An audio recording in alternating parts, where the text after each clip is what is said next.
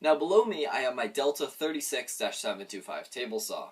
Now you've heard me say that a lot, and that's mainly because I really like this saw. It works well in my shop. It may not be the best for you, but that's really what this video is designed for, is for you to get an idea of if you like this saw or not, and if you're looking to purchase this, this is a great video to watch. Now I'm going to be doing a review because somebody recently commented asking if I had a review, and so here it is. I've got this out for you, and this is my take on a review. I'm not the best at these, but I'll give it a shot. So let's get into it. Alright, I'm going to start off with specifications. Now, I've got them brought up on my phone here, so that's what I'm looking at if you're wondering. And also, I'll go over dimensions in a little bit, but I'm going to get the rest of this stuff out of the way first. Now, power, this is powered by a 1.5 horsepower motor, which I will go into greater detail on in a little bit, because that is one of the most frequently asked questions that I get.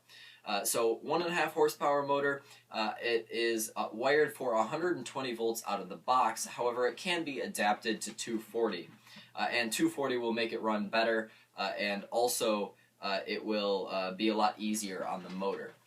So along with that, this draws 13 amps in the regular 120 volt setup, which is pretty good. I haven't tripped any of my circuits since and the circuit breaker since having the saw, so it's fine. And also, let's see here. It does have a mobile base, which I have the foot pedal on this side over here. However, it can be put on this side, which is the normal configuration. However, I was going to put this router table here, so I spun that around, which is possible to do, and put it on this side, which works a lot better for me. This blade does tip to 45 degrees this way.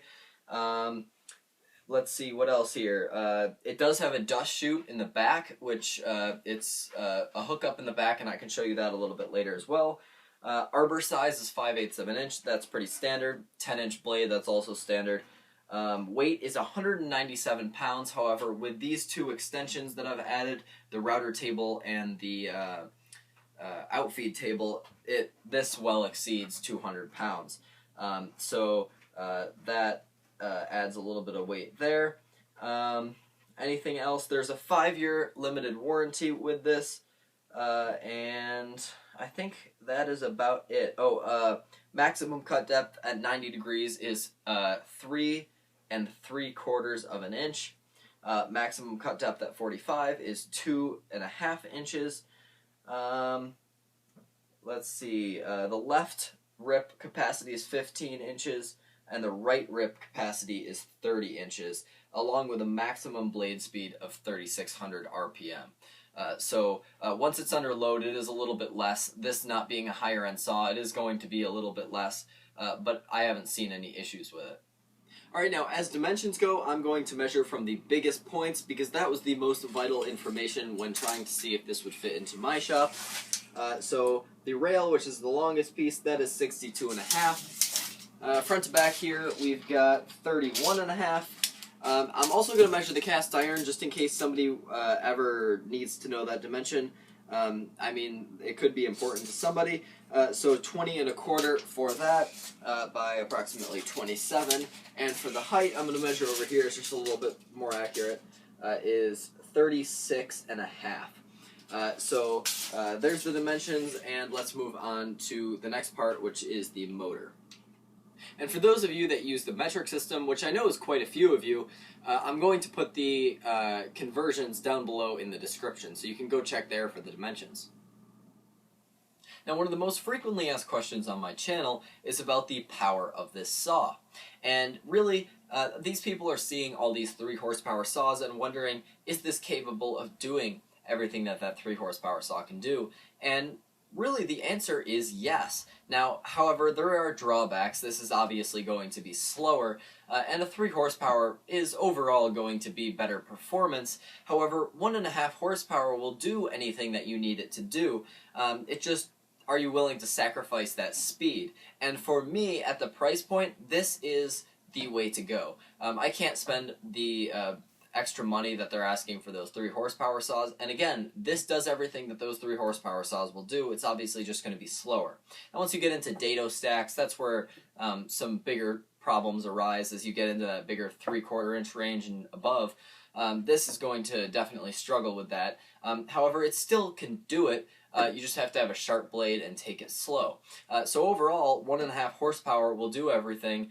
It's obviously just going to be a little bit slower. Alright, so now I'm going to get into some of the physical features of this saw, and I'll start out with the fence. Now this is a Biesemeyer style fence. As you can see here, I've got my push stick in this little thing that I call my push stick caddy, and that sits right there, nice and convenient. This fence is pretty good. I really like this. It locks down square. I've only had to ever adjust it once. It does slide really easily, and it locks down in the back and the front. Also, there's a lot of adjustments on it, and this cam lock is super strong, so I don't have to worry about it moving on me while making a cut. Alright, so I've now moved down onto the floor. The lighting's not that great down here, but here you can see one of the hand wheels. This one adjusts the height, this is usually the wheel that does that. Over here is the angle adjustment wheel. I'm not sure how well you can see that one. You can see part of it, and it also has these blue locking knobs in the middle on both of them, which I don't use too often because it seems to stay in the same location, but I do lock this at 90 degrees when I'm in the 90-degree position so it doesn't move. And also, one more thing back here, you can see there's some storage for this miter gauge, which I actually really like. It's a very good miter gauge for this saw, so I'm actually pretty pleased with this one here. Alright, and finally there is a saw blade back there and some storage for saw blades. Now this cutout here is just part of the router table. It's not usually boxed in like that, but that's just part of my router table here. And again, that blade is back there along with some storage. Alright, and finally the switch is located right here. You have to grab onto the side, which is a little strange to turn it on. Down here on the side of my workbench is the push stick that came with the saw, and over on the side, you can somewhat see it, there is the blade guard that came with the saw, which I don't really like that blade guard, so I took it off. And also there are the anti-kickback pawls hanging up on the side, which you don't really have to see those, but they actually work pretty good if you choose to use them. A couple more things while on the ground. Back here you can see the dust chute that I was talking about, which I have some dust collection hose hooked up, and you'll want to do that because this really throws that sawdust right out. It creates a really powerful stream of sawdust, so you'll have sawdust everywhere if you don't hook that up. Over there you can see the blade guard in a little bit different angle. And also I will aim you down and you can see that blue pedal for the mobile base. Alright, so next I'm going to talk about the internals. Now right here you can see a zero clearance insert plate that I made out of just a piece of plywood. And this works really well, and I have a video on this. Now this blue one here is the one that came with the saw, and this is the one that I still use for angled cuts because I can't use this one for angled since it's just a zero clearance insert. So I still do use this one, but just for angled cuts. Next, on the inside, you can see the blade that I have in it now is a Freud blade. That's not the blade that came with the saw. This is a 50-tooth combination blade, which seems to work really good in this saw. The blade does have a little bit of runout, which is due to the arbor not being entirely flat. And I might try to fix that in the future, but the runout's really not too bad, so it's not that big of an issue for me. Now also right here, there is a riving knife, which I gotta lock down. I pulled that up a second ago, but this this little lever in the back pulls up, and you can move this up and down, and you can also remove it altogether, so that will just slide up and down and out. And also, I'll take it out for you now, and the lever is in the back here. Now, another thing is the hand wheels to move this blade up and down, as well as move the angle, are very smooth. It takes very little effort to move this up and down, which is really nice. Now, removing blades from this saw is quite simple. All you have to do is crank this up all the way to the top, and it comes with this wrench here.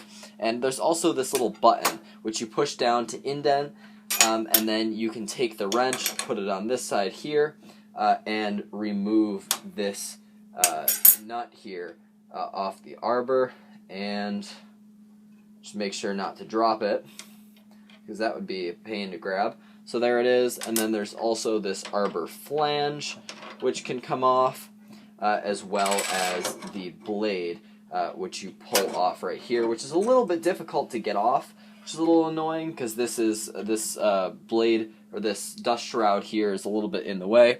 But there's the blade, and that's easy enough to remove. And here is where the arbor is. Again, there you can see that little red button and the dust shroud. And as you can see here, the arbor is long enough to accept dado stacks. So in all, there are a couple of drawbacks with this saw. The 1.5 horsepower motor is not a huge drawback for me, but for some people it may be. Runout is another concern. This saw I got dialed in pretty good, so it doesn't have a whole lot of runout, but I've heard with a couple other saws there is a little bit more of an issue there. So that can be a concern, but again, it's not too bad on this particular saw. And finally is the dust collection. There is no dust shroud on the bottom here, or there is a dust shroud, but there's not a dust chute at the bottom to catch the dust. So that's a little annoying because the dust just falls straight through onto the floor. I put some temporary foam board under there just to prevent that from happening and not having to clean out from underneath the saw so much. But that's not a huge concern. So overall, this is actually pretty good. A couple more things to mention. There are 2 stamped wings. There's one here, and there was one here, but then I put the router table in, so I took that out. This is a cast iron top, as I'm guessing you could tell, but here it is.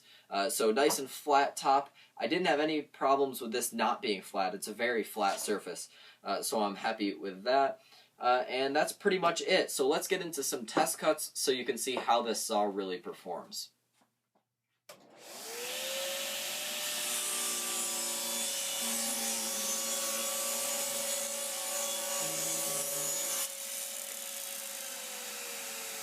Alright, so for this next clip, I'm going to turn the vacuum off, and I'm not going to lower the volume so you can hear exactly what this saw sounds like.